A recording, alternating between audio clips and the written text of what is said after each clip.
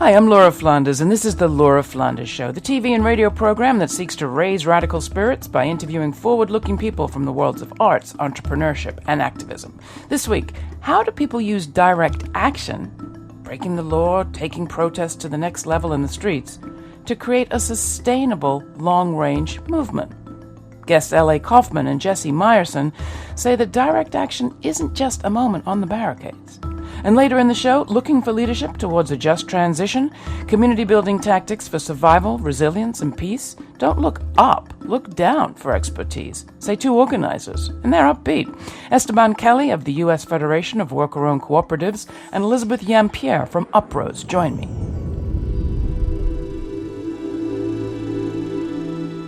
No nukes, ACT UP, Occupy Wall Street, Black Lives Matter, Standing Rock. What lessons from the history of direct action are relevant to the times of Trump?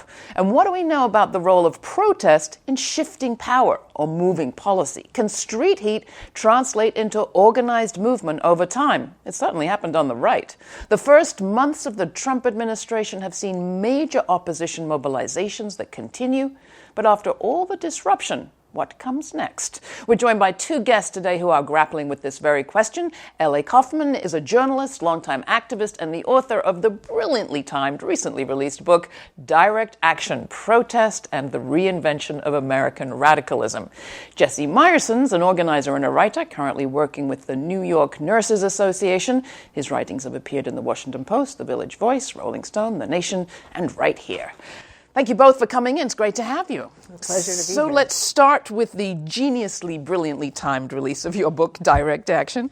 What does the term actually mean? Like any term like this, it's debated extensively within movements, and there are some people who want a very narrow definition where it's just stopping an injustice in its tracks, like using your body to block a bulldozer. But I define it as any of the pressure tactics that are outside the established channels of political participation and influence. So everything ranging from fairly mild tactics like rallies to stronger things like sit-ins and blockades. Now, your book catalogs dozens, decades of direct actions. I was part of a shockingly large number of them. But is this the exclusive purview of the left? It's not. There are certainly examples of direct action movements on the right. The most notorious would probably be Operation Rescue, which used direct action blockades to prevent women from accessing reproductive health services.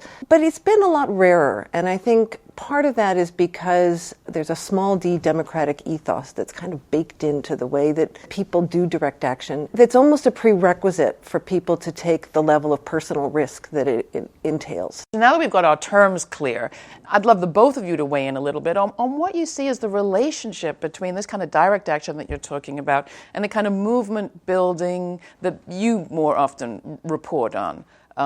Jesse, I mean, you're a direct action fan, but you really write about movement organizing more than just mobilizing people into the streets. And I shouldn't use that word just. We'll get to that. I think they're vital for reinforcing one another, that through direct action, strikes, rallies, these sorts of things open political space and claim new political terrain, open up new ideas for consideration, but that in order to consecrate them and in order to advance them in a political sense, we need an ongoing organizing effort that gets people not just mobilized, but also ideologically coherent and ready to take action at a moment's notice and in relationship with one another, and that with these two things balancing one another, each can increase the other and eventually can lead to the realization of an actual program.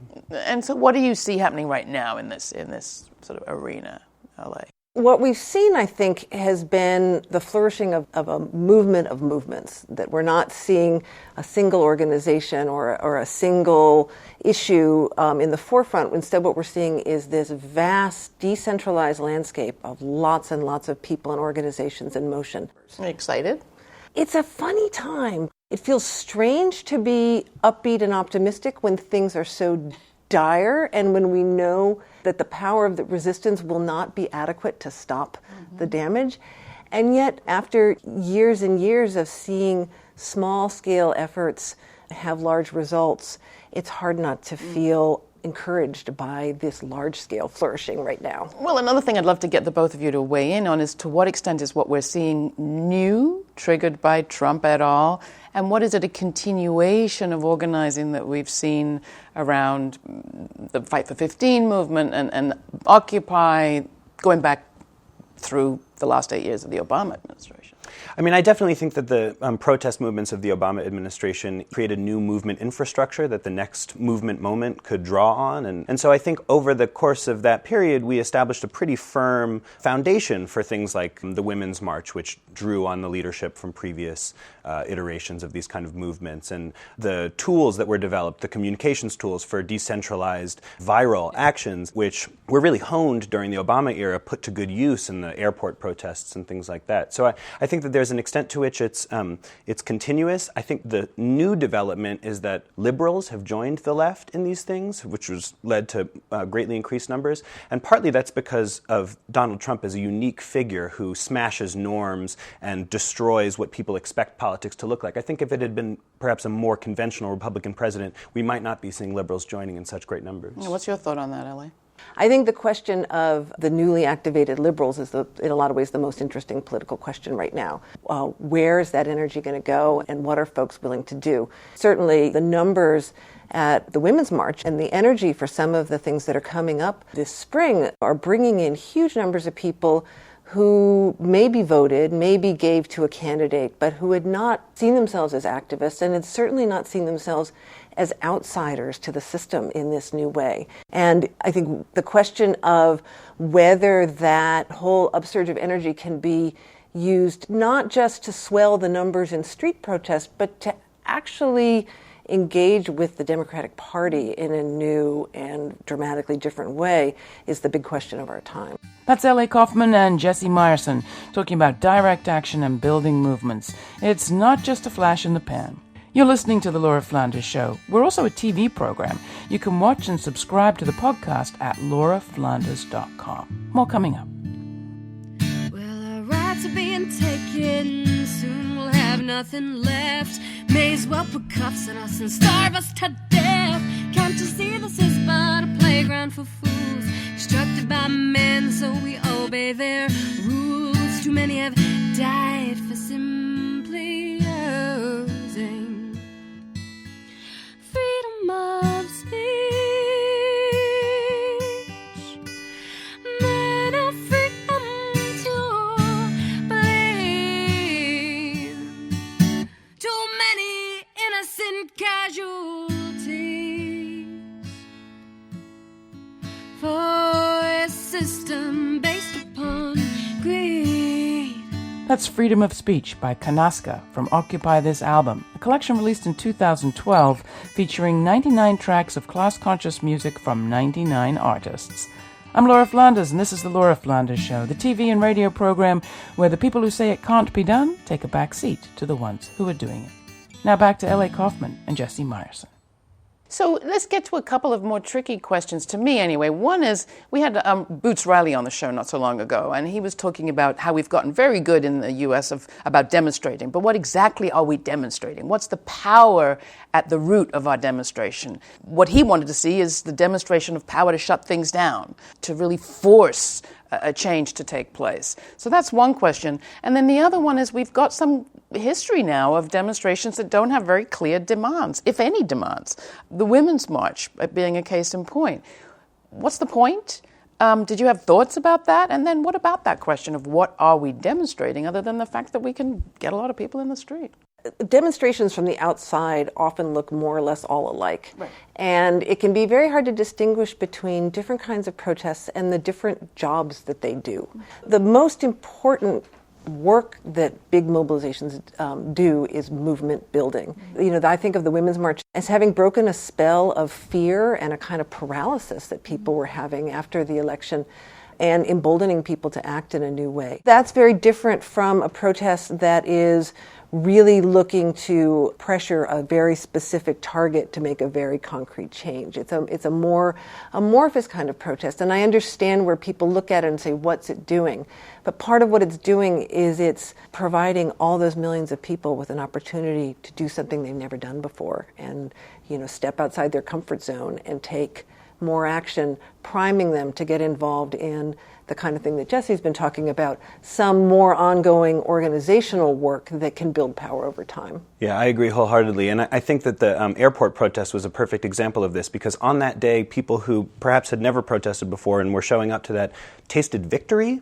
And I think that that feeling of being in collective action with people and having a victory come down is intoxicating and will probably spur them on to do other things. I also think that a big distinction here is who's actually in power. I think of the protests that the Dreamers did in Obama campaign offices and Harry Reid's office, where previously Obama was saying, well, I can't just wave a magic wand and defer action on, deportations, and these young people showed up, said, we have no papers, we have no fear, and we're shutting down your campaign office. And these are ostensibly members of the Obama coalition. And so it put real pressure on him, and he found that actually he could just wave a magic wand and defer action on it.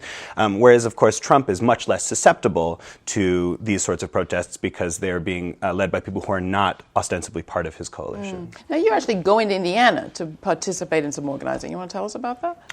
Sure, yeah. I mean, the middle of the country is an area where democratic politics have basically abandoned the people and have failed, and we've seen lots of commentary both during the election and after the election about how the white working class is this kind of simmering, festering, hate-filled basis of fascism, and I think that's completely wrong. I think fascism is a petty bourgeois phenomenon, and that working class people can be brought together. The history of America shows that they can be brought together across different forms of racial category and other sorts of identity, that the episodes in American history when poor people have been brought together across racial category, when those have been broken up, it's been because of official police action and the violence of wealthier, more affluent white people, not because poor people are so hateful that they can't be in coalition. And Indiana, the place where I'm going in Indiana in the South, the 9th Congressional District, is 97% white.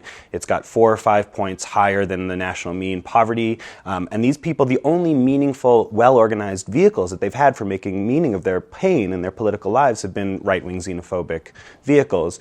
And now that the right-wing xenophobes are in power, and what they're going to do is come for these people's food stamps and Medicaid and Social Security, I think they're going to be looking for alternatives, and that can either further entrench them into a fascist program, or if there's some diligent organizing on the left, can really foster a democratic people's movement and transform the politics. To end, give us a story from your book or your experience about how direct action made a difference. Maybe not immediately, but maybe over time. Do you have a favorite? Well, I actually think right now direct action is very successfully helping keep the Trump administration in a state of crisis and help keeping them off balance and slowing down the rollout of the damage that they've planned. And I think we have the potential to do so much more if we trust in our power. There was a moment at the end of the Women's March. The march in Washington, it was so large, it wasn't a single march anymore. It was like water just flowing everywhere. And there was a moment where if we'd had just a little bit more organization, we could have gotten those crowds to completely surround the White House and just stay for a minute. I think that there's a lot of potential on our side that we can escalate the pressure on the Trump administration and really lay the groundwork for something profoundly different if we're willing to take bold action. Jesse, you want to add anything to that? I think that various direct actions and rallies and protests and strikes leading up to and taking place at the same time as the Sanders campaign are encouraging. I think that that's a place where we really see the sort of mutual reinforcing relationship between more formal politics and more sort of insurgent outside politics.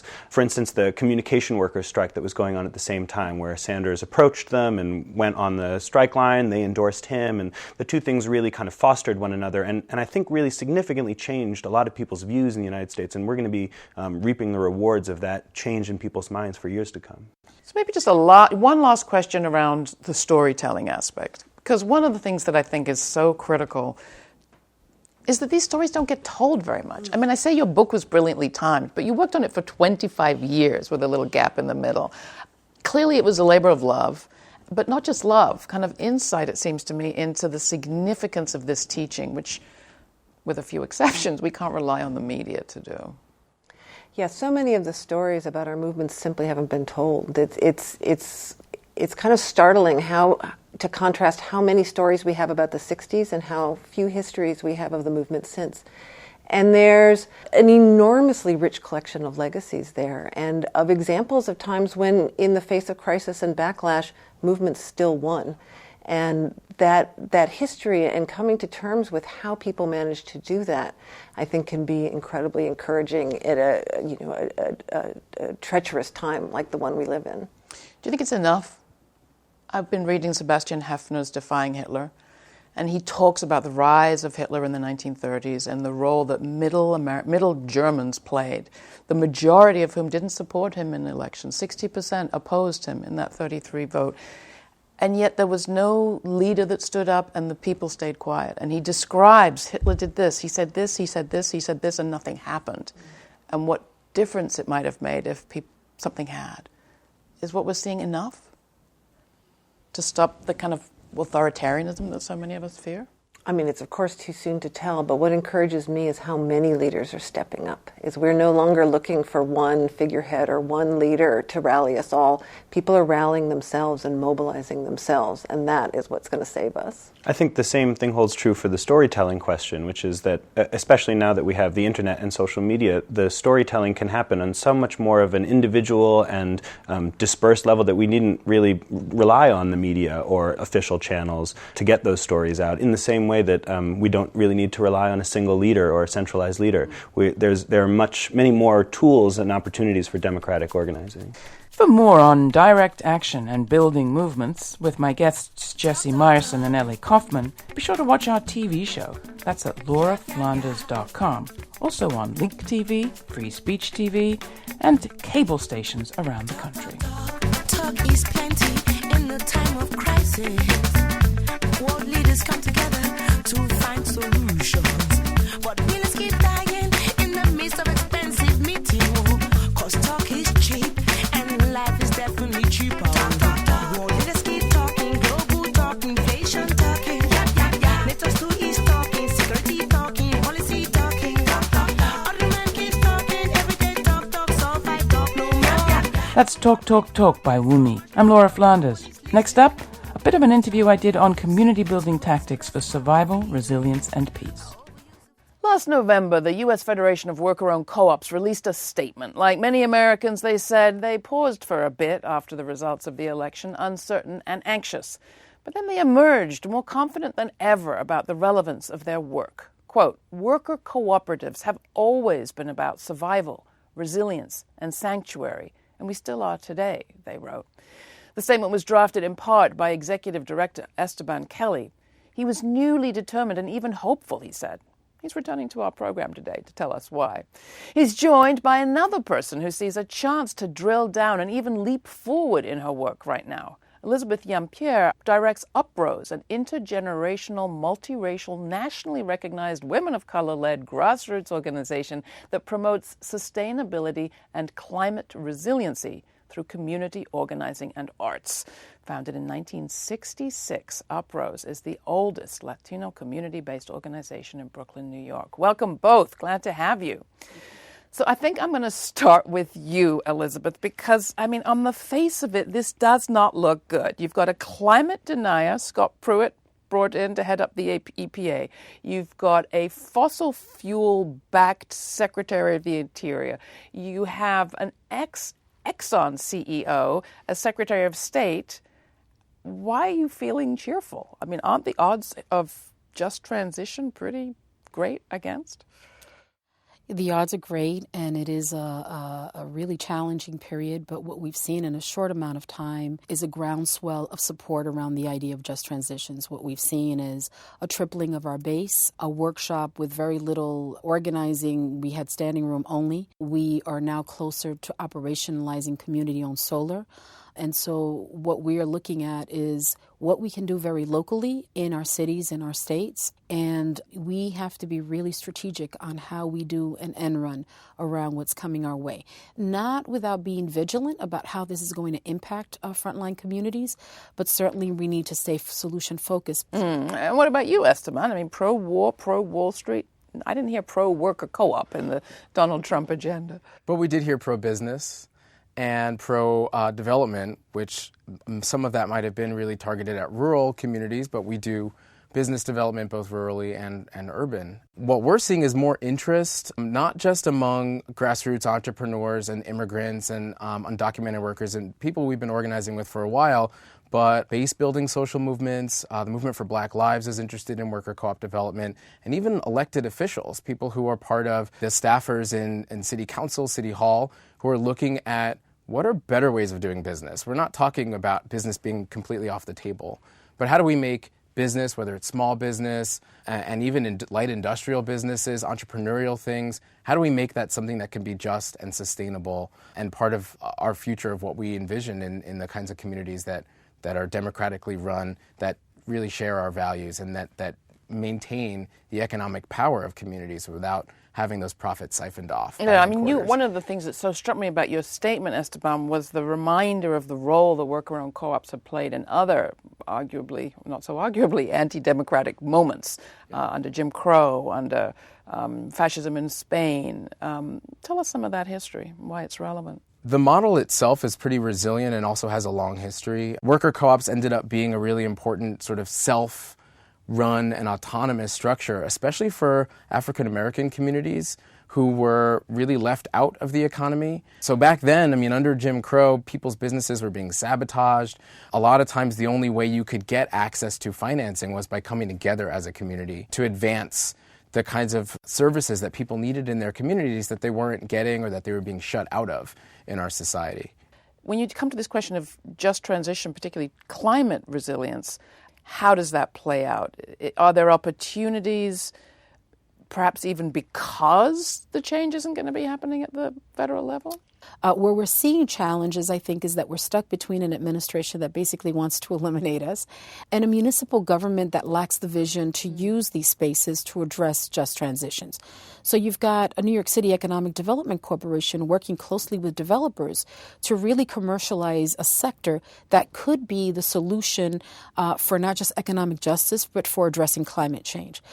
So on a very local scale, we've got 3 different initiatives to bring in community-owned solar. One is faith-based, another is with MTA, and the other is with an artist. So we're looking at all of these different opportunities and looking at governance and what does financial engineering look like for community-owned solar. But on a larger scale, I think one of our biggest obstacles may be city government. But maybe the fact that this administration is now in place will put some additional pressure to make it happen. And how unique do you think is your situation in Brooklyn and the Sunset Park area specifically, and thinking across the country? Not unique. I was the chair of the US EPA National Environmental Justice Advisory Council several years ago, and one of the things that we were looking at was what does resilience look like in working class industrial waterfront communities? How do we work with businesses so that they can become climate adaptable, because those are places where our people work and it's right next to where people live. So we had already been examining this, and we know that in Richmond, California, and Detroit, if you're looking down in the Gulf South, if you're looking in Boston, that all of these cities could benefit from this model. And in fact, a lot of us are talking to each other and sharing expertise and information to figure out how we not only operationalize it on a small scale, but on a grander scale. Sunset Park is the largest significant maritime industrial area in New York. And if we were to even just create an industrial hub that was committed to offshore wind, we would be able to not only address regional issues, but we would be able to really stimulate the local economy. But can you do that kind of work? I'm thinking of the wind power offshore. Can you do that without federal support? And can you do that when you have someone who's so vehemently against those kinds of initiatives heading up the administration? I think that the bottom line is there money to be made for this administration? Are there businesses, construction businesses? You know, we talk to some of the businesses that have cement companies and who actually build the buildings in New York. And we said, if you had the choice of building carbon neutral or just building, would you go with building carbon neutral? They said, sure, we have children. It's just that those opportunities don't get presented to us. So I think that possibility exists. I'm going to try to stay positive and fight for it. That's the spirit. Yeah, we've ridden on hope and resistance for generations, and we're going to keep doing that. But these are actual things that can happen. Yeah. So like if you take, for example, wind, you take a company from Denver and you retrofit it to do offshore wind, you're basically using an American company that can do it locally. The idea right now is to bring in parts from Europe in container ships that would be sitting on the waterfront spewing out co-pollutants that would be killing our people, and then we would have to fight that instead of actually creating the business locally. So we're that's what we're pushing for. Now, the Federation of Worker-Owned Co-ops recently developed an immigrant member council. So our member council for immigrant worker owners just launched in January of 2017, in part in response to the fact that the largest and fastest growth that we're seeing for worker co-ops is in immigrant communities. Those are not only Spanish-speaking immigrants, although that is a majority of the worker co-ops that we're seeing and that growth. And so we really wanted a place where folks could come together, share their experience in co-ops that are doing in different kinds of industries and services all over the country, but to connect at the level of workers and managers and owners about the social problems that they face, about the business challenges they have as peers. And that's what we do with all of our councils. Yeah, I mean, I think I'm hearing that this is actually a moment where there's so many needs that we could figure out how to meet them in new ways that we wanted to be meeting them anyway. One of those needs is for new sorts of leadership, new organizations. For more from Elizabeth Yampierre from UPROSE and Esteban Kelly of the U.S. Federation of Worker-Owned Co-ops, be sure to catch our special May Day coverage throughout the month at lauraflanders.com and show your support by becoming a member. And be sure to check out this week's TV show where the conversation continues with L.A. Kauffman and Jesse Myerson on movement building and action taking. You'll also find a featured video on the 2017 Climate March, along with this week's commentary on our nuclear testing and careers. It's called The F Word. For more information, go to lauraflanders.com and write to me. I'd love to hear from you. That's Laura, L-A-U-R-A, at lauraflanders.com. The Laura Flanders Show is made possible by listeners just like you. You keep us independent and forward-looking, so thanks. Go to our website and subscribe. And thank you for listening.